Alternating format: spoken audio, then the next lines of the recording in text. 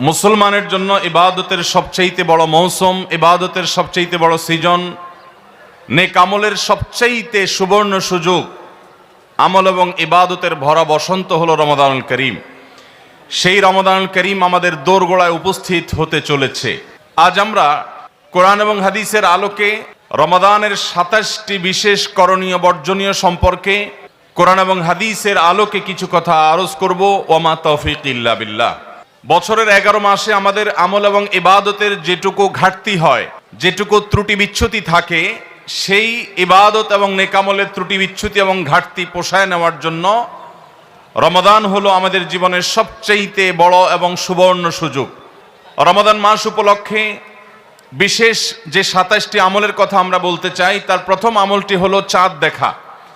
রমাদান মাসের চাঁদ শাবানের শেষ দিনে আমরা পশ্চিম আকাশে তালাশ করব, অনুসন্ধান করব। রমাদানের দ্বিতীয় আমল হলো সবচেয়ে গুরুত্বপূর্ণ আমল, সেটা হলো সিয়াম সাধনা, রোজা রাখা।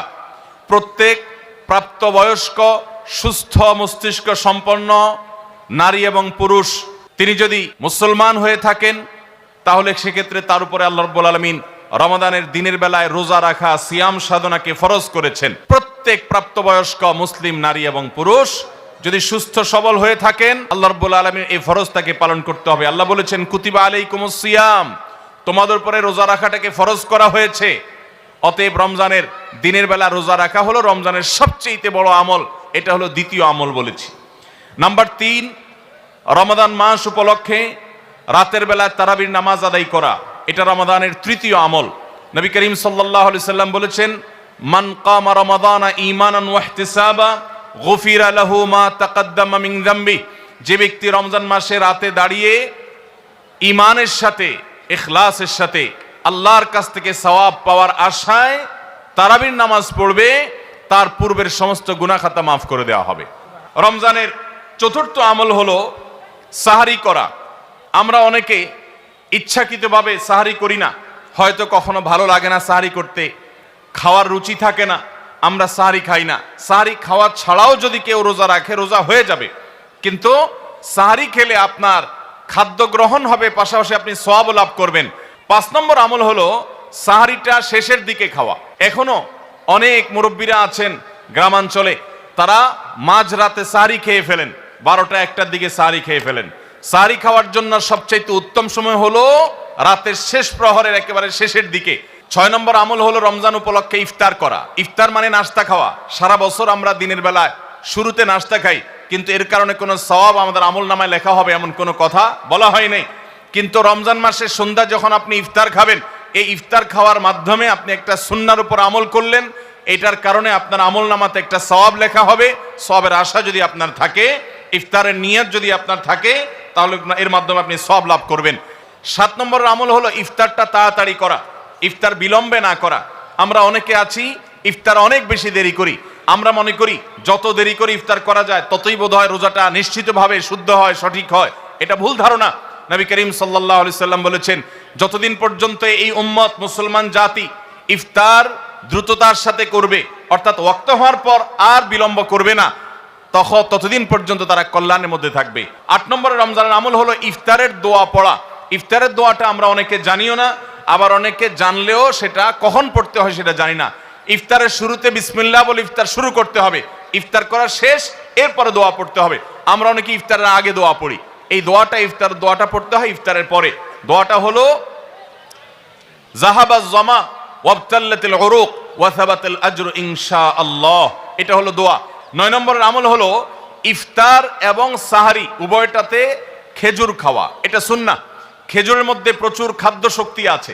আমরা রমজান মাসে যে রোজা রাখি, সারাদিন পানাহার বর্জন করে থাকি, আমরা যদি সাহারিতে খেজুর খাই, আমাদের শরীরে প্রচুর পরিমাণ খাদ্য শক্তি থাকবে। 10 নম্বর রমজানের আমল হলো দিনভর বেশি বেশি দোয়া করতে থাকা।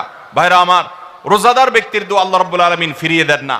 রোজাদার ব্যক্তি দিনভর আল্লাহর কাছে দোয়া করতে থাকলে সে দোয়া কবুল হয়। নবী করিম সাল্লাল্লাহু আলাইহি সাল্লাম বলেছেন যে কয়েক ব্যক্তির দোয়া ফেরত দেওয়া হয় না, এর ভিতরে একজন হলেন আস-সাইমু হাত্তা ইফতির।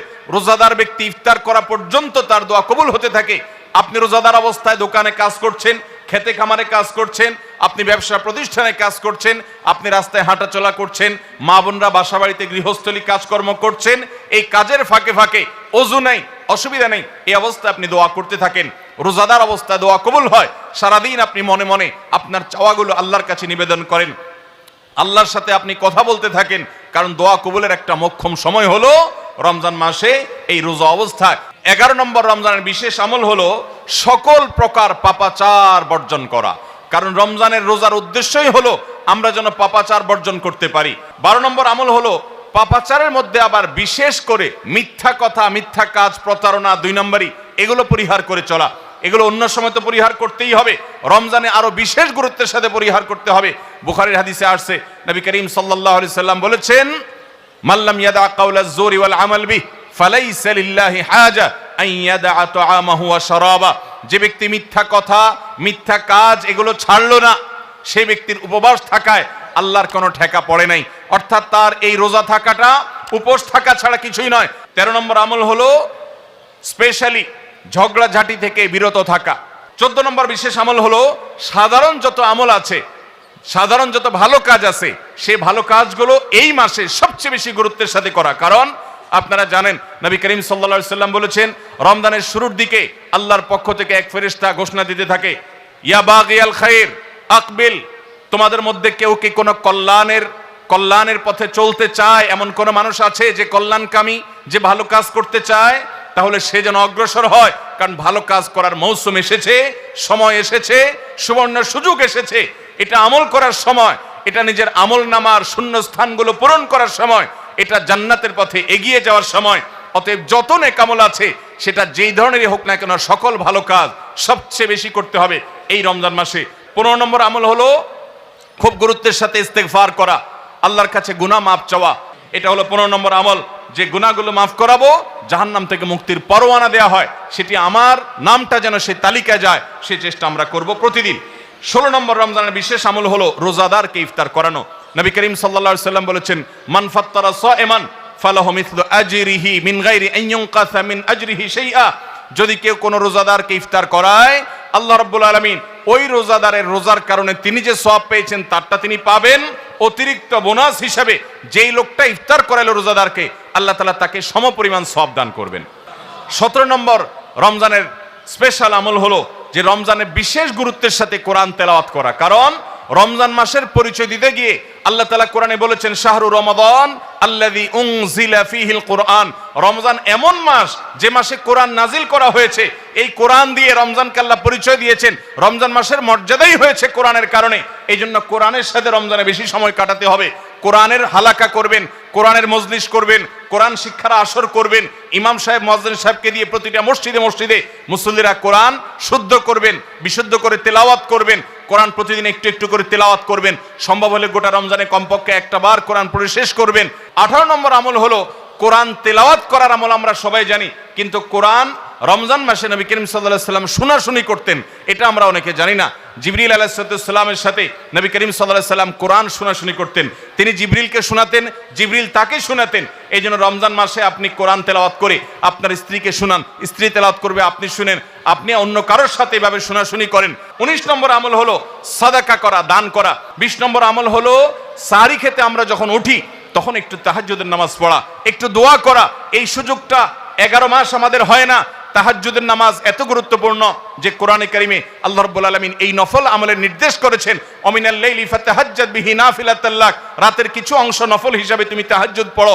ভাইরা আমার, 5 ওয়াক্ত নামাজের জন্য ডাকে মুয়াজ্জিন আজানের মাধ্যমে, আর তাহাজ্জুদের জন্য ডাকেন স্বয়ং আল্লাহ রাব্বুল আলামিন। 21 নম্বর আমল হলো আল্লাহ যাদেরকে সামর্থ্য দিয়েছেন তারা উমরা করবেন। রমজানে উমরার ফজিলত হলো, নবী করিম সাল্লাল্লাহু আলাইহি সাল্লাম বলেছেন, উমরাতুন ফি রমাদান তাআদিলু হাজ্জা। রমজানের একটা উমরা একটা হজের সমতুল্য। 22 নম্বর আমল হলো রমজানে দিনের বেলা রোজা রেখে বেশি বেশি মেসওয়াক করবেন। আমরা অনেকে এটা জানি না যে রোজা রেখে মেসওয়াক করা যায়। আমরা বরং অনেকে মেসওয়াক করি না যে রোজা দুর্বল হয় কিনা। অথচ আম্মাজান আয়েশা রাদিয়াল্লাহু তাআলা আনহা বলেছেন যে আমি নবী করিম সাল্লাল্লাহু আলাইহি সাল্লামকে রমজান মাসে রোজা রেখে এত বেশি পরিমাণে মেসওয়াক করতে দেখেছি যে গুণে শেষ করা যাবে না। এই জন্য রমজান মাসে আপনার পকেটে মেসওয়াক থাকতে হবে। 23 নম্বর আমল হলো রমজানের শেষ 10টা দিন ইতিকাফে বসে যাওয়া। যাদের তৌফিক আছে মসজিদে ইতিকাফে বসে যাবেন। 24 নম্বর আমল হলো রমজানের শেষ দশকে বেশি বেশি ইবাদত করার চেষ্টা করা। বুখারী শরীফে আসছে নবী করিম সাল্লাল্লাহু আলাইহি সাল্লাম সম্পর্কে আম্মা জান আয়েশা বলেছেন, ইদা দাখালাল আশর, রমজানের শেষ 10 দিন যখন শুরু হতো তখন নবী সাল্লাল্লাহু আলাইহি সাল্লাম কি করতেন? আইকাজ আহিয়া লাইলা, সারা রাত আর ঘুমাতেন না। শেষ 10 দিন সারা রাত ঘুমাতেন না। ওয়াসাদ্দা মিজারা, কোমর বেঁধে নিতেন। ওয়াইকাদা আহলা, এবং তার পরিবারকে তিনি জাগিয়ে তুলতেন। আরেক হাদিসে আসছে নবী সাল্লাল্লাহু আলাইহি সাল্লাম বলেছেন, কারণ নবী সাল্লাল্লাহু আলাইহি ওয়াসাল্লাম ইযা দাখালাল আশর ইয়াজতাহিদু ফীহি মা লা ইয়াজতাহিদু ফী গায়রি, নবীজির জীবনে কখনো ইবাদতের জন্য এত চেষ্টা করতেন না যত চেষ্টা করতেন রমজানের শেষ দশকে ইবাদতের জন্য। 25 নম্বর আমল হলো লাইলাতুল কদর তালাশ করা। নবী করিম সাল্লাল্লাহু আলাইহি সাল্লাম বলেছেন, তাহাররু লাইলাতুল কদর ফিল ভিত্রি মিনাল আশরিল আওয়াখির মিন রমাদান, তোমরা রমজানের শেষ দশকের বেজোড় রাতগুলোতে লাইলাতুল কদর বেশি বেশি করে তালাশ করো। বেজোড় রাতগুলোতে বেশি বেশি, শেষ দশকের প্রত্যেক রাতেই জেগে জেগে ইবাদত করা কদর হতে পারে সে আশায়। কদরের একটা রাত যদি ইবাদত করতে পারেন আপনি, তাহলে 1000 মাস ইবাদতের চাইতে বেশি উত্তম হবে, আপনার আমলনামাতে সওয়াব বেশি জমা হবে। 25 নম্বর আমল হলো লাইলাতুল কদর তালাশ করা। শেষ দশকের সবগুলো রাতে, সম্ভব না হলে বেজোড় রাতে। আল্লাহ আমাদেরকে তৌফিক দান করুন। আর 26 নম্বর আমল হলো লাইলাতুল কদর যদি আমরা পেয়ে যাই, মনে হয় যে এটা লাইলাতুল কদর হতে পারে, তাহলে একটা বিশেষ দোয়া পড়া। দোয়াটা হলো আল্লাহুম্মা ইন্নাকা আফুউন তুহিব্বুল আফওয়া ফাআফু আন্নি, হে আল্লাহ আপনি ক্ষমাশীল, আপনি ক্ষমা করতে ভালোবাসেন, পছন্দ করেন, আপনি আমাকে ক্ষমা করুন। এই দোয়াটা পড়বো তো ইনশাআল্লাহ। 27 নম্বর এবং সর্বশেষ আমল হলো রমজানের শেষে, ঈদের চাঁদ দেখা যাওয়ার পর অথবা ঈদের চাঁদ দেখা যাওয়ার একদিন আগেও করা যায়, ফিতরা আদায় করা, গরিবদের বাসায় খাদ্য পৌঁছে দেওয়া। এটা কেন করব? নবী করিম সাল্লাল্লাহু আলাইহি সাল্লাম বলেছেন, যাকাতুল ফিত্রে তুহরাতান লিস-সাইমি আনিল লাগবি ওয়ার রাফাস ওয়া তু'মাতান লিল মাসাকিন। ফিতরা এটা হলো দুইটা উদ্দেশ্যে। এক হলো রোজা রেখে আমাদের যে ছোটখাটো ভুল ত্রুটি হয়, অনর্থক কথা হয়ে যায়, এগুলো থেকে রোজাটাকে পরিচ্ছন্ন করার জন্য সদকায়ে ফিতর বা আমরা যে ফিতরা দেই এটা ভূমিকা রাখে, এটা কার্যকর হয়, আমাদের রোজাকে ত্রুটিমুক্ত করে দেয়। রিফাইন্ড চ্যানেলটি সাবস্ক্রাইব করে আমাদের সঙ্গেই থাকুন।